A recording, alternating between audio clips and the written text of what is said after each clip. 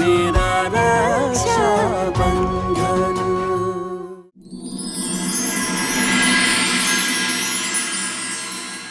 বড় মালকিন, আপনি এটা কি বলছেন? এগুলো সত্যি নয়। আরে আমার চালাক চাঁদনি, এই কাণ্ডটাও কি তুমি ঘটিয়েছো নাকি ফোন করে? ও আমার মেয়ে, আপনি ওকে জিজ্ঞেস করুন। ওই ছেলেটা ওকে জোর করে এখানে তুলে নিয়ে এসেছে। মিথ্যে অভিযোগ এটা ইন্সপেক্টর।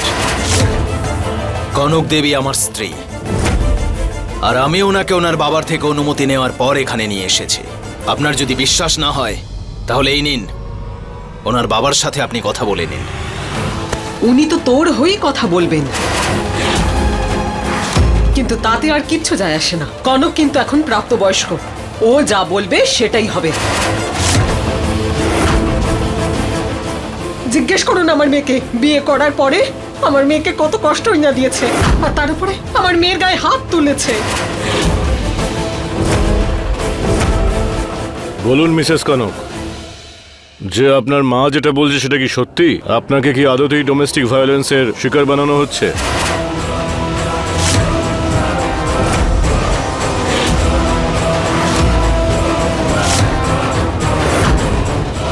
আরে কিছু তো বলুন কনক দেবী।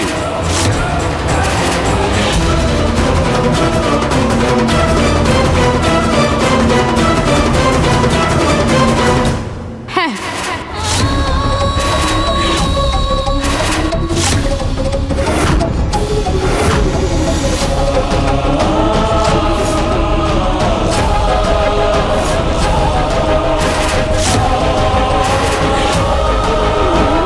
দেখেছেন ইন্সপেক্টর বাবু, এখন আপনি এই ছেলেটাকে গ্রেফতার করে নিয়ে যান। হাতকড়ি পরাবো নাকি? না না না ইন্সপেক্টর স্যার, আপনারা আমার দাদাকে এইভাবে নিয়ে যেতে পারেন না। আমার দাদা কিচ্ছু করেনি। বৌদি এখন রেগে আছে, উনি নিজেও জানেন না উনি কি করছেন। মা কনক, যা গিয়ে তোর সমস্ত জিনিস নিয়ে আয়। আমি তোকে এক মুহূর্ত এখানে থাকতে দেব না। বৌদি, বৌদি এতটাও কঠোর হবেন না আপনি। এইভাবে কি করে সম্পর্ক এগোবে বলুন? বৌদি, দাদা তো যে কোনো পরিস্থিতিতেই আপনার সাথে সারা জীবন কাটাতে চায়। দাদা আপনাকে একটু কষ্ট দিলে তার অনেক গুণ বেশি কষ্ট দাদা নিজে পায়। একবার একবার আপনি দাদার কথাটা ভালো করে ভেবে দেখুন। আপনি নিজেও জানেন না দাদা আপনাকে কতটা সম্মান করে। ব্যাগ ছাড় রশনি, যতক্ষণ না আপনি বড় মালকিনকে বলে এই কমপ্লেনটা তুলে না নেন আমি যেতে দেব না আপনাকে। রশনি, আমি তো ভেবেছিলাম অন্তত তুই আমার কষ্টটা বুঝতে পারিস, কারণ তুইও সেই কষ্টের মধ্যে দিয়ে যাচ্ছিস, সেই সব কিছু সহ্য করছিস যা আমিও করছি। কিন্তু না, তুই কিছুই দেখতে পাস না তোর দাদার বিরুদ্ধে, কিছুই বুঝতে চাস না, তাই না? রশনি, আমি থাকতে পারবো না এখানে, আমার দম বন্ধ হয়ে আসছে। শুধু একবার ভেবে দেখুন, সেদিন যদি বড় মালিক দাদার বদলে অন্য কারোর সাথে আপনার বিয়ে দিয়ে দিত, তাহলে কি আপনি সেখানে নিজের সম্পর্ক বাঁচানোর চেষ্টা করতেন না? তাহলে কেন আপনি আমার দাদার সাথে এই সম্পর্কটা নিয়ে এমন করছেন বৌদি? দাদা তো সমস্ত খারাপ পরিস্থিতিতে আপনার পাশে থেকেছে না বৌদি? আর আপনি আপনি কি করছেন বৌদি? ওনার হাত ধরার বদলে আপনি ওনার হাতে হাত কড়াই পরিয়ে দিলেন। এটাই কি বিয়ের গুরুত্ব আপনার কাছে? হ্যাঁ, বন্ধন। এই বিয়ের বন্ধনটা না আমার আত্মাকেও বেঁধে রেখে দিয়েছে। চাই না আমি কোনো বন্ধন পালন করতে। এই বিয়েটাই একদিন সমাজে আপনার মান সম্মান সমস্তটা বাঁচিয়ে দিয়েছিল না বৌদি?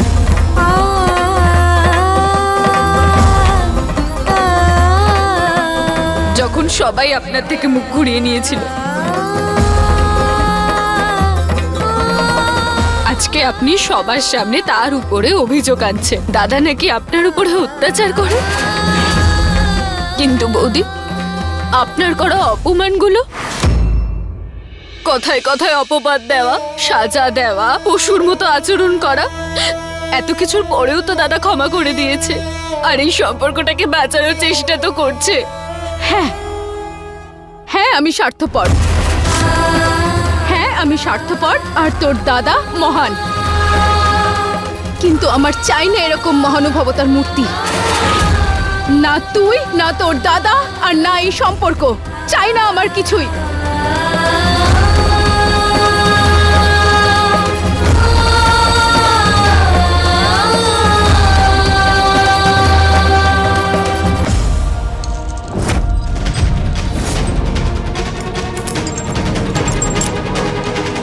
পূর্ণিমা, কেন এরকম করছো? আরে নিজের মেয়েরই বিবাহিত জীবন কেন নষ্ট করতে চাইছো তুমি?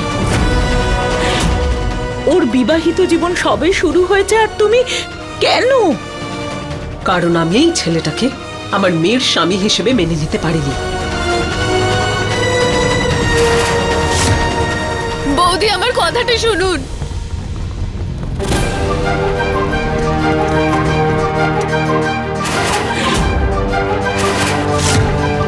কনক চলল নিজের বাড়ি আর শিবরাজ চলল সরকারের বাড়ি। খেলা শেষ। ইন্সপেক্টর স্যার, আমার দাদা কিচ্ছু করেনি, ওকে ছেড়ে দিন। চল মা।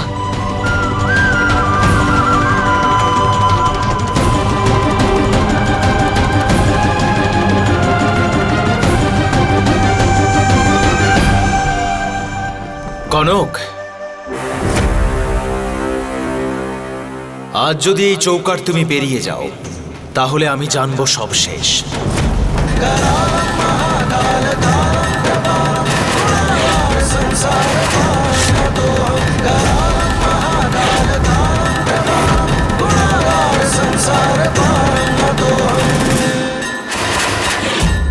এই বিয়ে, এই সম্পর্ক সব শেষ হয়ে যাবে।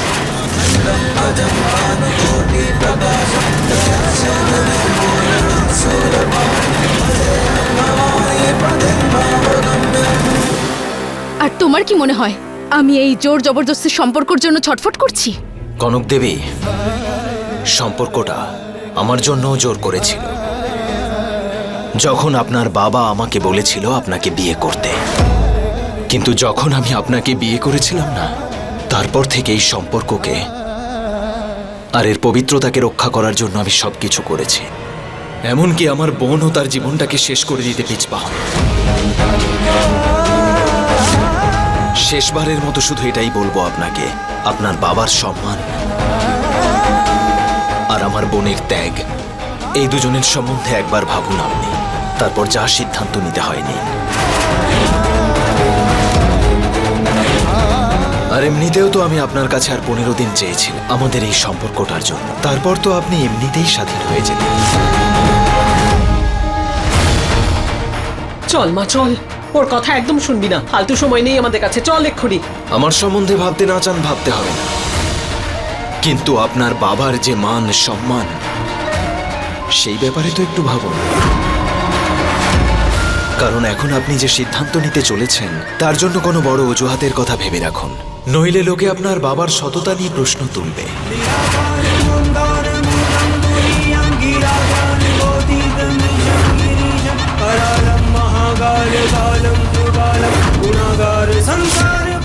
ইন্সপেক্টর বাবু, আপনি কি দেখছেন?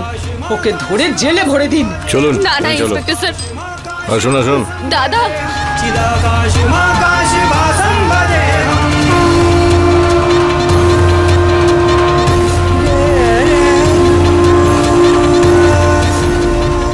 আজ তুই একজন মেয়ের বাবার সম্মান রক্ষা করেছিস রে শিবরাজ। যে সিদ্ধান্ত আপনি নিতে চলেছেন না, তার জন্য কোনো বড় অজুহাতের কথা ভেবে রাখুন, নইলে লোকে আপনার বাবার সততা নিয়ে প্রশ্ন তুলবে। দাঁড়ান ইন্সপেক্টর।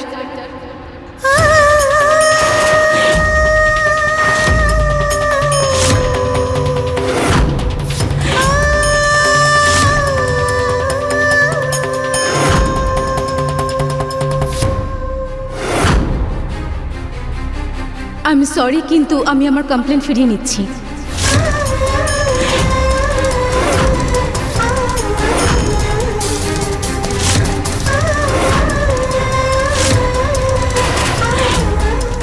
আরে পাগল হয়ে গেছিস নাকি? আর কমপ্লেন ফিরিয়ে নেওয়ার মানে বুঝতে পারছিস? তোকে ওর সঙ্গে সারা জীবন এখানেই আটকে থাকতে হবে। আমি এই লোকটাকে ঘৃণা করি মা। হ্যাঁ, আমার দম বন্ধ হয়ে আসে এই সম্পর্কটায়, কিন্তু তুমি একবার ভাবো, যদি আজ আমি এখান থেকে চলে যাই তাহলে ওখানে বাবাকে সবার সামনে কতটা অপমান সহ্য করতে হবে। সমাজের লোকেরা ওনার মুখে তো পুরো কালি লাগিয়ে দেবে, আর এই অনুশোচনা নিয়ে আমি কিভাবে থাকবো সারা জীবন? সেই জন্য যাই আছে এখানেই আছে।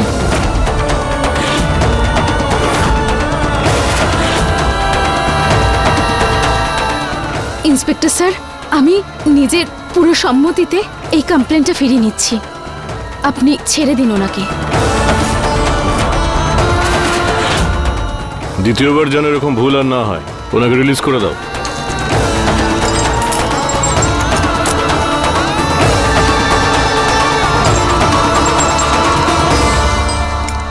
চলো।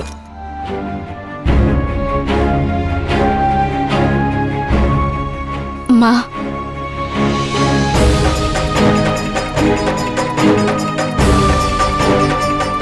এবার তুমিও নিজের বাড়ি ফিরে যাও, কারণ এখন এখানেই থাকবো আমি, আমার শ্বশুর বাড়িতে, আমার সংসারে। এবার থেকে এখানেই থাকবো।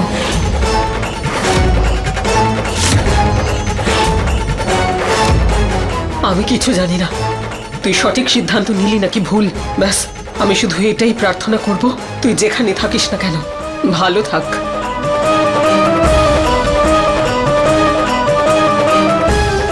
আর হ্যাঁ, আমার মেয়ের গায়ে যদি একটুও আঁচ আসে তাহলে তোকে কিন্তু আমি ছেড়ে কথা বলবো না।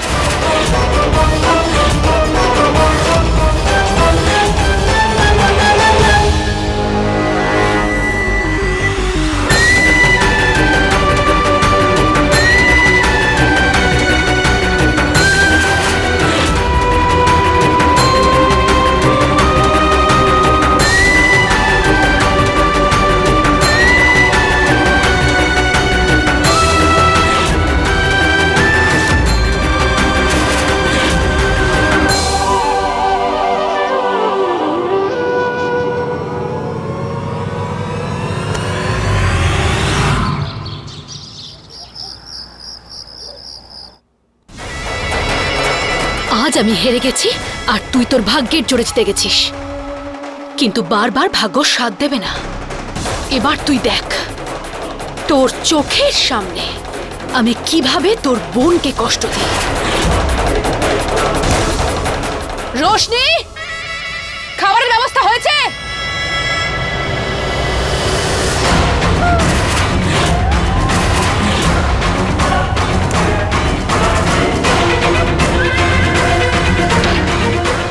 আমি তোমাদের কাছ থেকে তাড়িয়ে দিয়েছিলাম না? এখানে আসতে কে বলেছে? আমি বলেছি।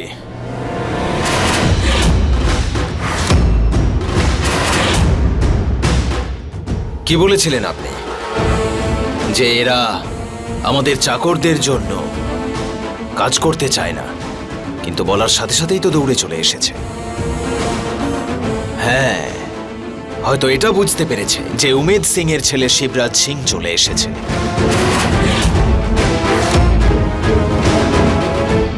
ভগবান আমাকে দেখতে একদম বাবার মতো গড়েছে, হয়তো সেই জন্য।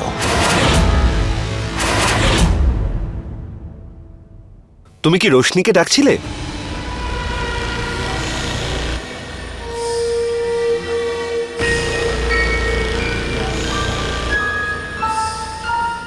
কি ব্যাপার সমর, আমাকে দেখলে তুমি পালিয়ে যাও কেন? আচ্ছা, তোমার সাথে একটা বিশেষ কথা আছে। এই বাড়ির যত চাকর ছিল তাদের সবাইকে আমি ফিরিয়ে এনেছি, আর এখন থেকে ওরা কোথাও যাবে না। আপনারা আমার বোনের ওপর অনেক অত্যাচার করেছেন, আর একদম চেষ্টা করবেন না। আর একটা কথা ভালো করে শুনে রেখো, তুমি রোশনির স্বামী, আর একজন স্বামীর দায়িত্ব সে তার স্ত্রীর খেয়াল রাখবে। তাই আজকের পর আমার বোনের যেন কোনো অসুবিধে না হয়, ওকে? হ্যাঁ, ঠিক বলেছো তুমি শালাবাবু। আর একটা কথা, আমার জন্য যত যন্ত্রণা, যত কষ্ট তোমার বোন সহ্য করেছে তার জন্য সরি।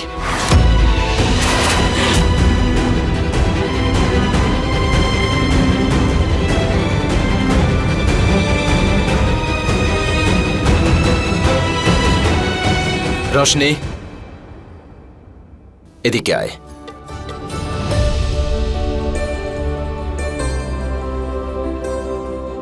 দাদা, খাবার বাড়ো।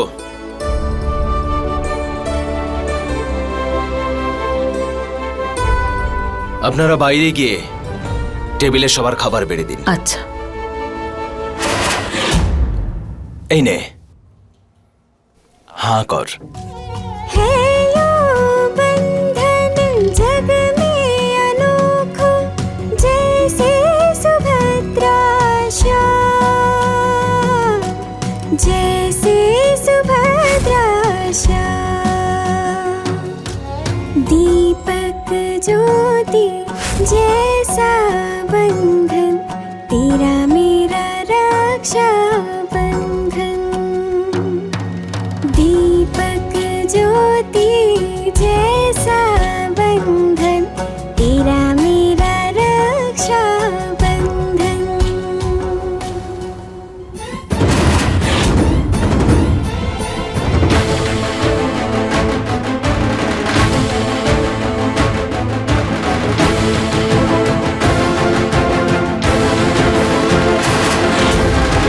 দাদা,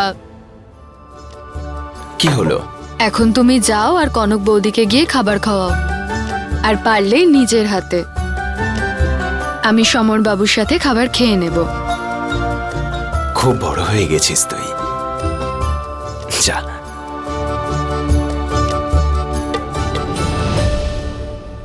ও চাঁদনি মা, আসলে কি জানো তো, আমি রশনিকে ছোটবেলা থেকে ভালোবেসে নিজের হাতেই খাবার খাইয়ে বড় করেছে।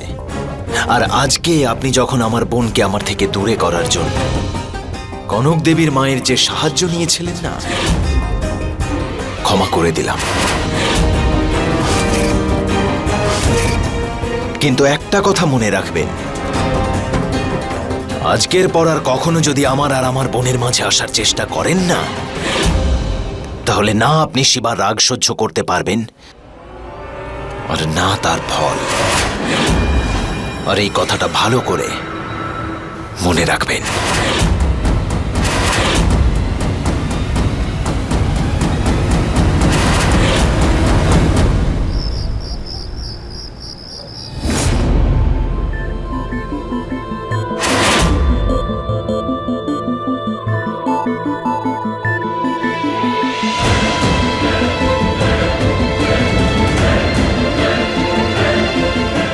রোশনি,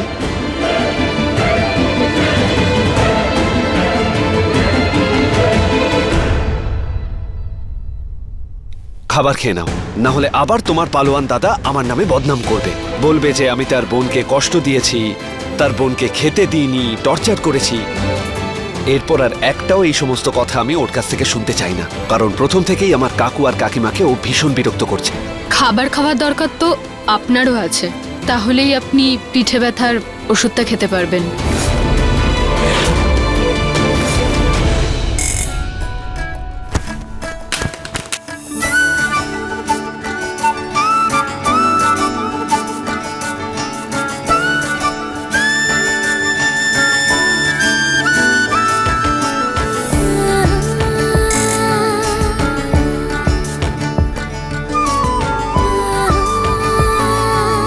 আমাকে বাঁচানোর জন্য আপনাকে ধন্যবাদ।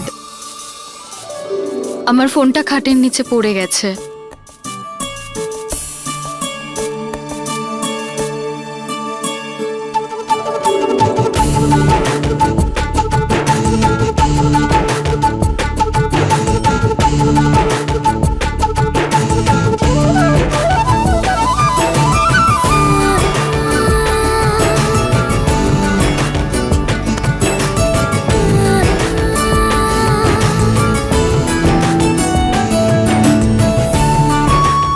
দাঁড়াও, না হলে আবার তোমার আঘাত লাগবে, তারপর তোমার দাদার অযথা কথাগুলো আমাকে শুনতে হবে।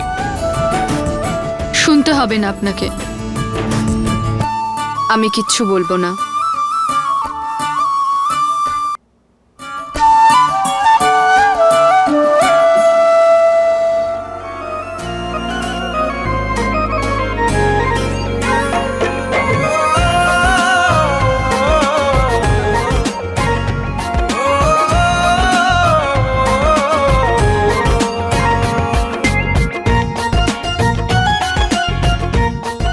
খাবারটা খেয়ে নাও। আর রইল পড়ে আমার খাবার আর ওষুধের, সেগুলো টেনশন তোমাকে নিতে হবে না।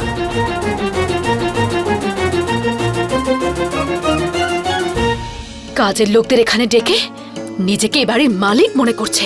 ওকে আমি এমন শাস্তি দেব, সারা জীবন মনে রাখবে। আরে আমার চাঁদনি রানী, যদি ভাগ্য সঙ্গ না দেয় না, তাহলে নিজেদের পাতা ফাঁদি উল্টো পড়ে যায়। মাঝে মাঝে আমার মনে হয় যে সমরকে নির্বাচন করে আমরা খুব ভুল কাজ করেছি। কিরকম অধৈর্য হয়ে উঠেছে রশ্মির প্রেমে।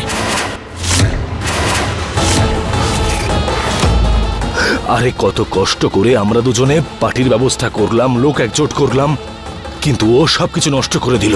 যদি সবকিছু ঠিক মতন চলতো না চাঁদনি, তাহলে এখন এই শিবরাজ আর রশ্মি দুজনে হাঁটু গেঁড়ে হাত জোড় করে আমাদের সামনে বসে থাকতো। কিন্তু না, সব গন্ডগোল হয়ে গেল। মাঝে মাঝে আমার তো মনে হয় যে এই সমরের মনের মধ্যে না ওই যে কি বলে না, প্রেমের বীজ রোপণ হয়ে গেছে ওই রশ্মির জন্য। আসলে কি বলতো, যখন যখন সবাই ভেবেছে যে ওরা আমার গুটিটা কেটে দিয়ে নিজেরা জিতে যাচ্ছে, তখন তখন চাঁদনি নিজের শক্তি আর বুদ্ধি দিয়ে খেলাটা জিতে নিয়েছে। আমার পোষা সৈন্য সমর, ও এতদিন সেটাই করেছে যেটা আমি ওকে করতে বলেছি।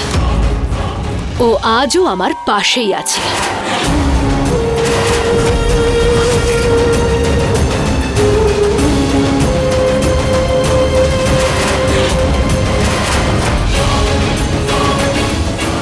একদম ঠিক, কাকিমা একদম ঠিক বলেছে।